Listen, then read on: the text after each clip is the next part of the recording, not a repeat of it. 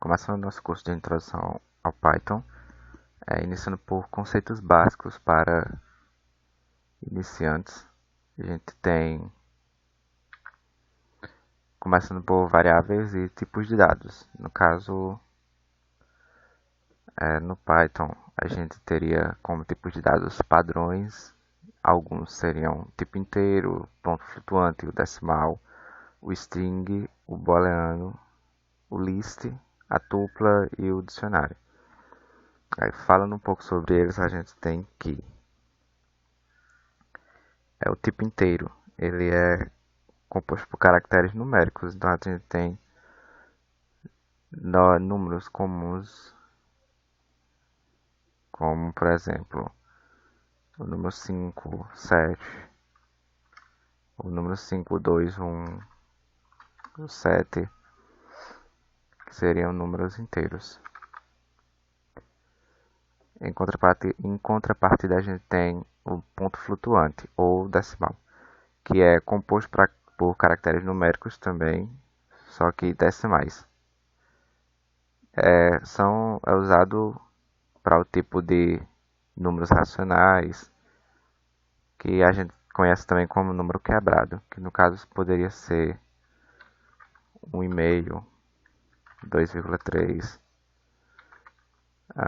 2,9, esses tipos de número. Após isso a gente tem o string, que é composto por caracteres em determinada ordem. Aí a gente tem que um string seria frases, textos, que na maioria das vezes são entre aspas. Então a gente poderia colocar Olá mundo. Isso seria um string. O booleano, que é simplesmente um tipo de dado lógico que a gente pode colocar dois valores, seriam falso ou verdadeiro. No caso seria true ou falso, verdadeiro ou falso. Isso no tipo de dado lógico booleano. Um tipo de dado muito importante e muito utilizado no dia a dia do desenvolvedor em Python seria as listas, que agrupam um conjunto de elementos dos mais variados tipos. Eles podem conter todos esses tipos de dados mencionados aqui em uma mesma lista, como por exemplo, seria assim, eu colocaria 1,2. Teríamos nome, teremos 3, um true aqui. Claro que no ambiente comum a gente não usaria algo assim misturado, mas dá para colocar sem problema nenhum.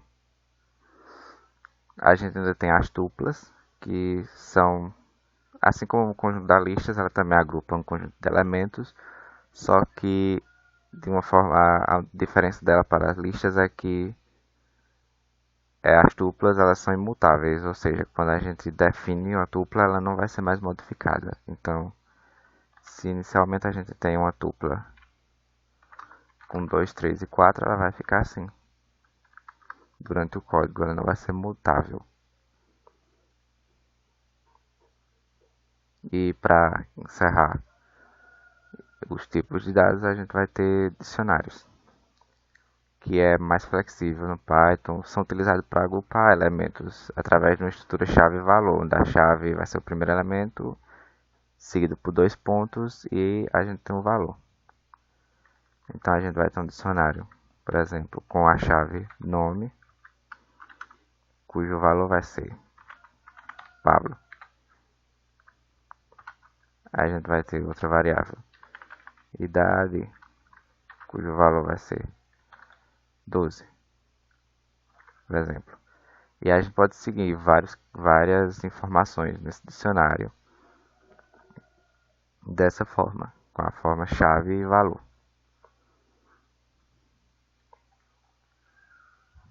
Então, retornando ao nosso slide, a gente tem que A gente fala agora dos operadores aritméticos, que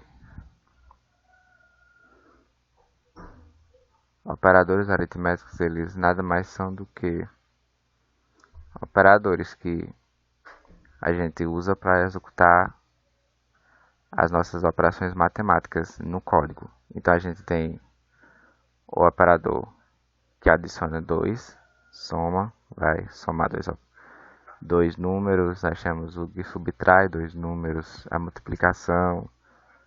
Aí a gente tem tipos diferentes de divisão.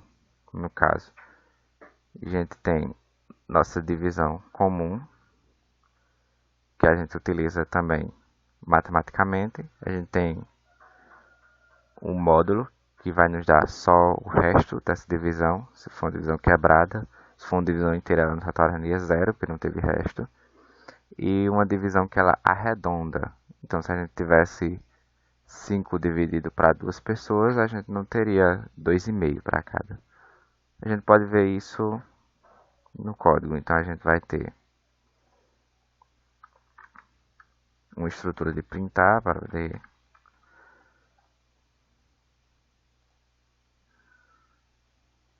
aqui código, a gente vai ter uma estrutura de print para poder fazer esses prints. Então a gente vai ter 5 dividido para 2, aí 5 com o segundo tipo de divisão, 2, e a gente vai ter 5 com outro tipo, 2.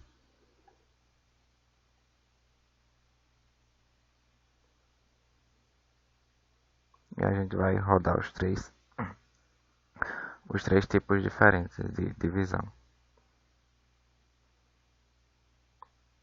Repare que na divisão que a gente usa no dia a dia comum, ela vai nos dar 2,5. 5 dividido para 2, 2,5. Já a nossa divisão que é arredonda, ela vai ficar só 2 e vai ignorar o ponto flutuante. E a divisão do resto, ela vai nos dar o que sobra. Então, se eu dividir 5 dividido para 2 de forma inteira, vamos ter 2 para cada e vai sobrar 1 de resto. É isso que essas divisões fazem. Por fim, a gente tem o expoente, que a gente vai multiplicar exponencialmente, como a gente faz na matemática, onde a gente tem um número elevado ao segundo número. E agora a gente tem os operadores lógicos.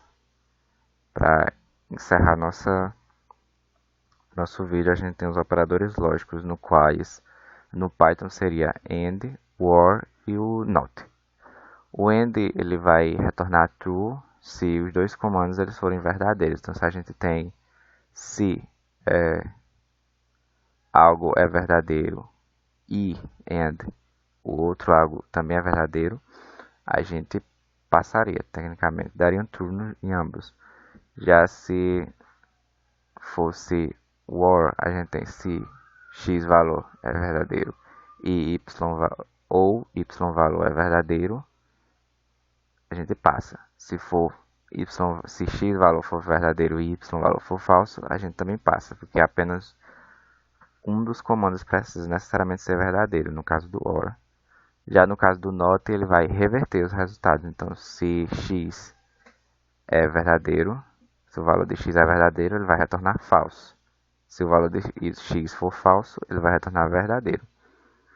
Vocês vão entender melhor esses operadores lógicos quando a gente for trabalhar com funções. Aí teremos exemplos mais práticos visualmente sobre esses operadores. E é isso por agora. A ideia é que vocês pratiquem. No caso, iremos fazer uma série de alguns vídeos de forma teórica. E ao final teremos uma lista de exercícios práticas para ser resolvidas em conjunto, além de outras aulas mais profundas sobre os assuntos. Eu fico por aqui e um abraço.